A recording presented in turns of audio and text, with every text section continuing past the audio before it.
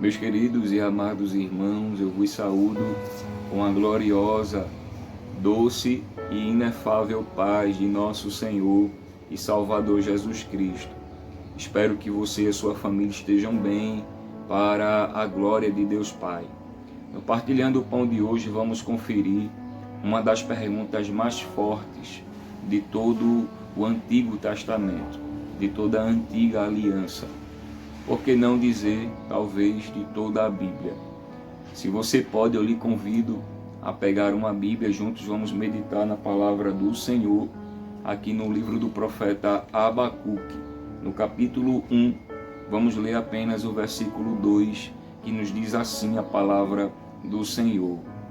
Até quando, Senhor, clamarei eu, e tu não me escutarás? Gritarei violência, e não salvarás. Amém. Meus queridos irmãos, os estudiosos, os pesquisadores não sabem muito a respeito da vida, da família, o histórico de vida, a árvore genealógica do profeta Abacuque. Não se tem muitas informações sobre o profeta Abacuque. O que se pode identificar é que o seu nome, na tradução fiel, significa abraço, ou aquele que dá um abraço. Abacuque, ele foi levantado por Deus para profetizar a Judá, ao reino do sul, a Jerusalém. Queridos, além disso, sugere-se também que Abacuque, ele também era um profeta, além de profeta, ele servia no templo como levita. Há uma referência que sugere esse detalhe, conforme está escrito em Abacuque, capítulo 3, o versículo 19, que nos diz assim a palavra do Senhor. Jeová, o Senhor é a minha força, e fará os meus pés como os da serva, e me fará andar sobre as minhas alturas. E essa é a referência entre parênteses para o cantor-mó sobre os meus instrumentos de música. Então se sugere por essa expressão que, além de ser profeta, Abacuque também servia no templo como cantor, como levita. Meus irmãos, Abacuque foi levantado com um propósito, como falei, para profetizar a Judá. Mas o principal propósito de Deus levantar Abacuque foi para falar sobre, não diretamente a Israel, mas as circunstâncias que permeavam naquele momento a Judá. Deus estava permitindo que Nabucodonosor, rei de Babilônia, após a destruição do Egito, após invadir o Egito, estava agora se direcionando a Judá, por consequências de erros, de pecados. Por exemplo, Esdras, no capítulo 5, versículo 12, onde diz que depois que os pais antigos pecaram, o Senhor entregaria agora a Judá nas mãos do rei de Babilônia. Jeremias, capítulo 25, versículo 11, Deus dá a determinação final a respeito da invasão babilônica em Judá por meio de Nabucodonosor, e agora aquela nação seria um opróbrio e serviria a Nabucodonosor por 70 anos ali na Caldeia, em Babilônia. Meus irmãos, e por esse motivo, Abacuque agora, vendo toda a situação, a destruição de Judá, a invasão de Judá, Abacuque se comove dentro dele e agora vai perguntar ao Senhor. Eu quero desde já abrir um parênteses. Uma coisa é alguém perguntar a Deus, outra coisa é alguém murmurar contra Deus. Como filho em Cristo Jesus, pela graça de Deus, eu tenho condições de me aproximar a Deus e fazer algumas perguntas, coisas que eu não compreendo, coisas que eu não entendo, alguma circunstância. Se Deus, que é soberano, quiser responder, assim Ele fará. Mas também, se Ele não quiser responder, também desse jeito Ele fará. Outra coisa que eu não posso, não é, mesmo sendo filho, é a murmuração, é querer colocar Deus, entre aspas, contra a parede, não é, exigir, pressionar. Eu não posso fazer isso, não me compete aí, isso não me compete, não compete a mim. Deus, Ele é soberano. Abacuque, ele nos dá um exemplo claríssimo, assim como muitos exemplos na Bíblia de homens de Deus, de pessoas que perguntaram a Deus, e Deus, alguns respondeu e outros não, porque Deus é soberano, como falamos. Mas Abacuque, quando vê toda aquela cena, o povo do Senhor, Judá, que viveu um momento de apostasia, povo que pecou contra o Senhor, Deus agora estava permitindo, por consequências de pecado, a Nabucodonosor, a Babilônia, invadir a Judá e destruir a cidade juntamente com o templo. A situação era caótica, era um desespero total agora em Judá, uma perturbação, uma destruição.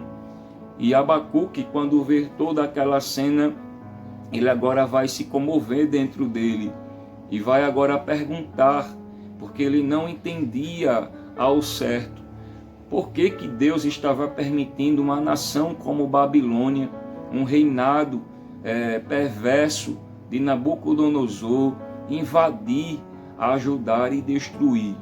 Abacuque não compreende aquele momento e parece que Deus nesse momento está de braços cruzados, parece que Deus simplesmente está indiferente à situação difícil, àquela circunstância, aquele momento de destruição, aquele momento de dificuldade. E agora Abacuque, ele pergunta ao Senhor: até quando, Senhor, eu clamarei e o Senhor não responderá? Até quando gritarei violência? Abacuque, em outras palavras, estava tentando chamar a atenção de Deus. Senhor, será que o Senhor não está vendo? Senhor, será que o Senhor não está percebendo o que está acontecendo? Deus, será que o Senhor não te importas que isso aconteça? Deus, até quando o Senhor vai ficar assim, entre aspas, indiferentes? Primeiro, Abacuque perguntou ao Senhor, porque ele, como servo de Deus, como profeta, ele sabe que Deus responde. Ele sabe que Deus responde e que Deus ouve. Deus ouve, Deus vê e Deus ouve. Você se lembra quando Deus fala através e para o nosso irmão Moisés, no capítulo 3 de Êxodo, o versículo 7. O povo estava ali oprimido por Faraó, ali no Egito. E Deus agora levanta Moisés e diz, capítulo 3, o versículo 7 de Êxodo: tenho visto a aflição do meu povo e tenho ouvido o seu clamor, o clamor de seus exatores. Observe, Deus vê o que se passa, toda a circunstância, o que está acontecendo na íntegra, e também Ele ouve. Glórias a Deus, aleluia. Abacuque sabia disso, por isso que ele levantou a sua voz e perguntou ao Senhor: até quando, Senhor? O Senhor, eu clamarei e o Senhor não me escutará. Glórias a Deus. Abacuque sabia. Podemos também citar o exemplo do rei Ezequias, capítulo 38 de Isaías. Após o Senhor usar Isaías e dizer: olha, prepara a tua casa, põe as coisas em ordem, porque tu morrerás, não viverás. Ezequias vai orar ao Senhor, e a Bíblia diz que ele chora muitíssimo. Imediatamente Deus faz com que Isaías retorne. Aleluias, glórias a Deus. E diz a Ezequias: eu vi as tuas lágrimas e ouvi as tuas orações. Que coisa linda! Deus, Ele vê, irmão.